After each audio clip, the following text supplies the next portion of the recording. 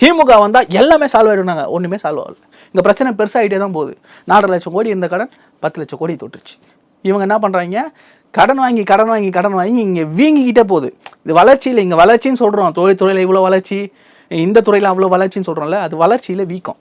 எல்லா பக்கமும் வளர்ந்தால் தான் வளர்ச்சி. எல்லா துறையிலையும் பிரச்சனை இருக்குது, ஏழ்மை இன்னும் இருக்குது. கிட்னி திருடுறாங்க, கேட்டால் அது முறைகேடா? நீங்கள் வேறு அமைச்சர் வேறு கோச்சி வர அப்புறம் கிட்னி முறைகேடு. 2 லட்சம் ரூபாய்க்கு கிட்னியை விற்கிற அளவுக்கு ஒருத்தனுடைய நிலைமை இன்னமும் இருக்குன்னா, நீங்கள் இங்கே வளர்ச்சியை கொண்டு வரல, வீக்கத்தை கொண்டு வந்திருக்கீங்கன்னு நீங்கள் புரிஞ்சுக்கணும். சரிங்களா? ஸோ அதைத்தான் உடைக்கிறதா பிளான் இருக்குது தாவேக்காது. இந்த இமேஜை உடைக்கிறது மூலமாக விஜய் அண்ணாவுடைய இமேஜ் வளருது. இன்னொன்று, இப்போது அண்ணாவுடைய பிறந்தநாள் வருது.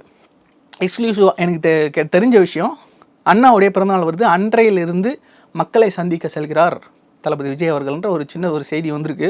அது எந்த அளவுக்கு அப்படின்றத பார்க்கணும். ஏன்னா திமுக ஆரம்ப புள்ளியே அங்கேருந்து தான் மக்களை சந்திக்கணும் அப்படின்னு நினைக்கிறேன். ஸோ பொறுத்திருந்து பார்ப்போம். ஆனால் கண்டிப்பாக அவர் எடுக்கிற ஒவ்வொரு மூவும் இங்கே இருக்கிற எல்லாருக்கும் தூக்கத்தை கலைக்குது. அது எல்லா கட்சிகளும் இன்றைக்கி கதறக்கூடிய எல்லாருமே ஒரு அணியில் இருக்காங்க. ஒரே அணி மக்கள் அணியில் விஜயண்ணா இருக்கார். அதுதான் அந்த வெற்றி பேரணி. அதை நோக்கி தான் 2026 இருக்குது.